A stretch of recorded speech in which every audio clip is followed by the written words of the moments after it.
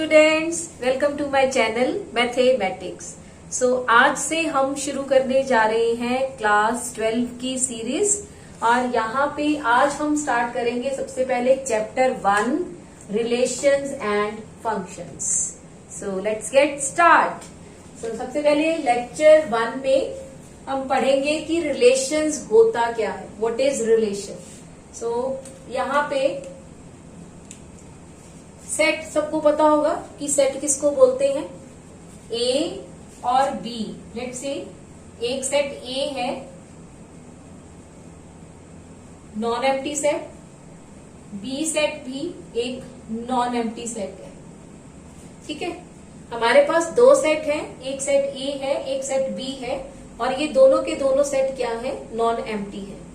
ठीक है, अब इन दोनों सेट्स में इट मीन्स कुछ ना कुछ एलिमेंट है।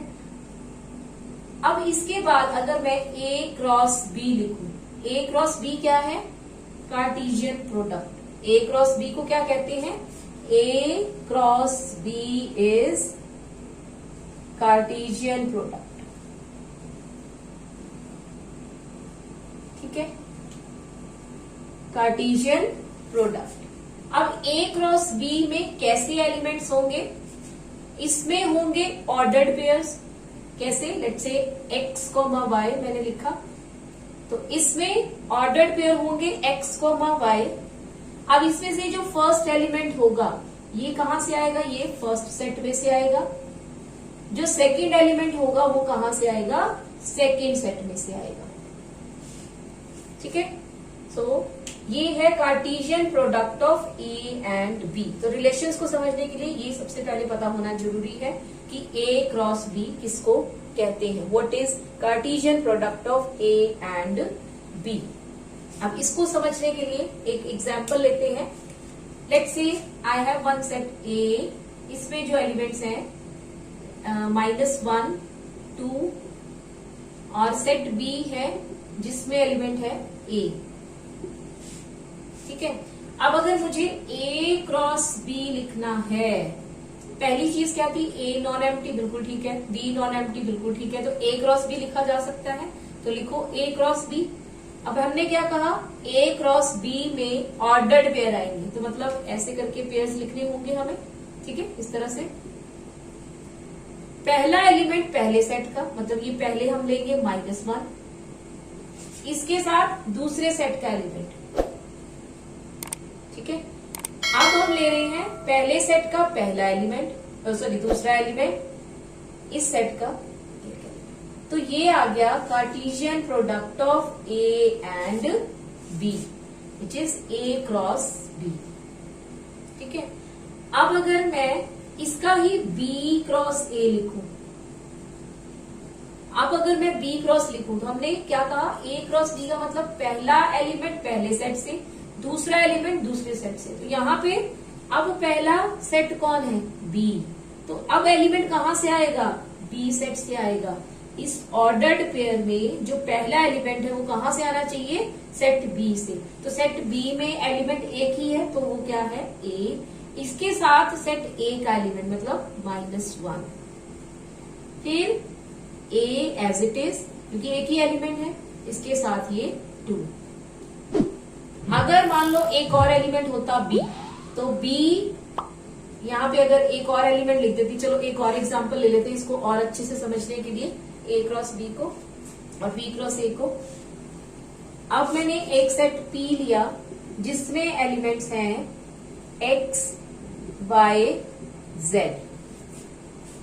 और q है जिसमें एलिमेंट्स हैं t, m, T and M। अब अगर मैं P क्रॉस Q लिखूं, मतलब Cartesian product of P and Q, तो पहले P का एलिमेंट आएगा फिर Q का एलिमेंट आएगा। तो स्टार्ट करते हैं लिखना, पहला एलिमेंट X, इसको इसीलिए ऑर्डर्ड पेयर कहते हैं क्योंकि यहाँ पे ऑर्डर फिक्स है। अगर मैंने P क्रॉस Q कहा तो पहले P का ही एलिमेंट आएगा, बाद में Q का एलिमेंट आएगा।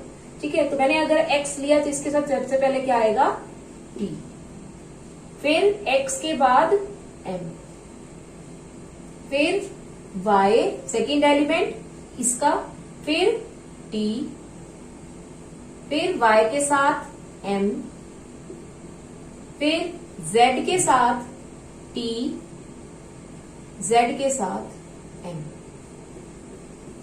ठीक है, तो ये आ गया हमारे पास p क्रॉस q। अब लिखते हैं q cross p, q cross p। अब हम अगर q क्रॉस p लिखेंगे तो सबसे पहले q का एलिमेंट आएगा। अब q का एलिमेंट क्या है? t। सबसे पहले क्या है? t। तो t comma x, t comma y, t comma z, m comma x, m comma y, m comma z। ठीक है, अब यहां पे अगर आप ऑब्जर्व करो, क्या ये a क्रॉस b और b क्रॉस a इक्वल है? क्या ये इक्वल है? बिल्कुल नहीं, they are not equal. a cross b is not equal to b cross a। यहां पे भी अगर आप देखो p क्रॉस q और q क्रॉस p ये भी इक्वल नहीं है। अब मैंने कैसे कहा कि ये इक्वल नहीं है?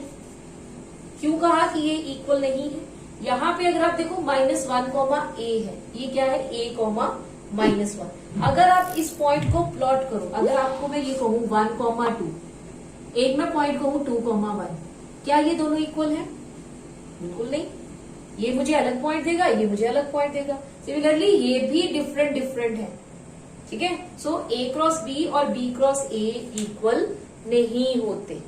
ठीक है, तो ये था कार्टेशियन प्रोडक्ट। ठीक है, इसके बाद कार्टेशियन प्रोडक्ट करने के बाद अब हम आ जाते हैं रिलेशंस के ऊपर कि अब रिलेशंस किसको करेंगे। तो इसके लिए एक एग्जांपल लेते हैं। तो अगर अब हम लेते हैं एक एग्जांपल, लेट्स से एक ए सेट है, ये है ए सेट, ये है सेट बी। ठीक है, लेट्स से ए सेट में यहाँ पे मैं 4 स्टूडेंट्स के नाम लिख देती हूँ। लेट्स से तरुण, समन, हर्षित, जशन, ये आ गए इस सेट में एलिमेंट्स।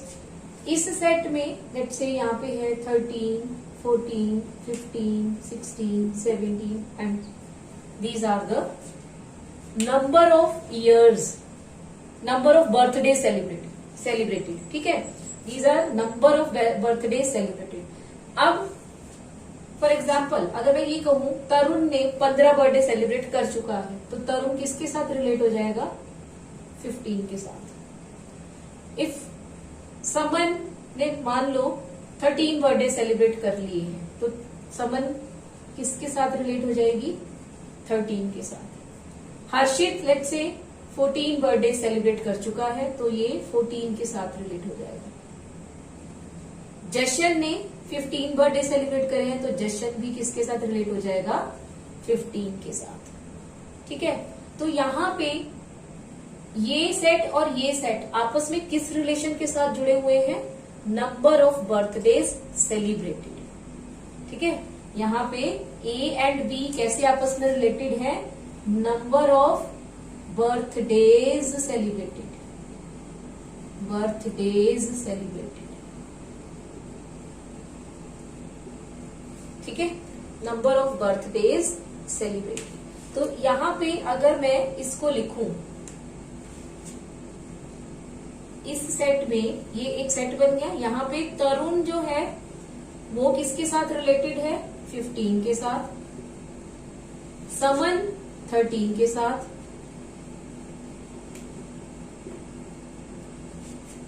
हर्षित 14 के साथ।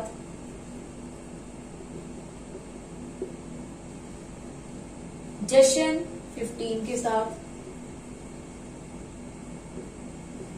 15 के साथ। ठीक है, तो ये क्या है? अगर आप ध्यान से देखो, ये वाले एलिमेंट्स और ये वाले एलिमेंट्स अगर देखो, तो अगर आप A क्रॉस B लिखो, A क्रॉस B, तो ये उसी में से एक सबसेट तो होगा, ठीक है। ये क्या होगा, A क्रॉस B का सबसेट, तो यही तो रिलेशन है। सो A क्रॉस B का कोई भी subset, so what will be say, any subset of A cross B is a relation, ठीक है।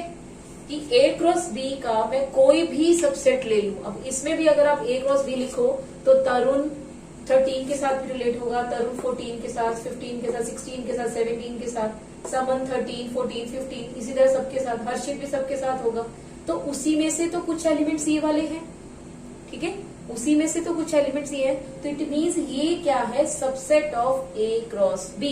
So it means A cross B का कोई भी सबसेट जो है उसको हम क्या बोल देंगे, relation, any subset of A cross B, of A cross B, ठीक है। अब ये रिलेशन तो समझ में आ गया। अब ये A टू B रिलेशन था, ये क्या था, रिलेशन A टू B, ठीक है। हमने क्लास 12 में हमने relation from A to A की बात करनी है, ठीक है। तो आपने क्लास 11 में भी देखा होगा कि रिलेशन हम कैसे लिखते हैं, फ्रॉम A टू B की बजाय हमने A टू A की बात करनी है। हमने क्लास 11 में कैसे लिखा था, relation from A to B, but in 12 we will do relation from A to A। It means यहाँ पे हम किसके सबसेट्स की बात करेंगे, हमने बात करनी है subsets of A cross A की, हमने बात करनी है subsets of A cross A की, ठीक है। सो ये था थोड़ा सा रिलेशंस के बारे में। अब यहाँ पे जो पहला सेट है इसमें से जो एलिमेंट्स एसोसिएट हो जाते हैं उनको हम डोमेन कहते हैं। जो सेकंड सेट में से एसोसिएटेड एलिमेंट्स है उनको हम रेंज कहते हैं, और जो सेकंड सेट पूरा है उसको हम कोडोमेन कहते हैं। तो इसके बारे में हम नेक्स्ट लेक्चर में बात करेंगे कि डोमेन, कोडोमेन और रेंज क्या है, और टाइप्स ऑफ रिलेशंस के बारे में बात करेंगे। सो तब तक के लिए हैप्पी मैथमेटिक्स, थैंक यू।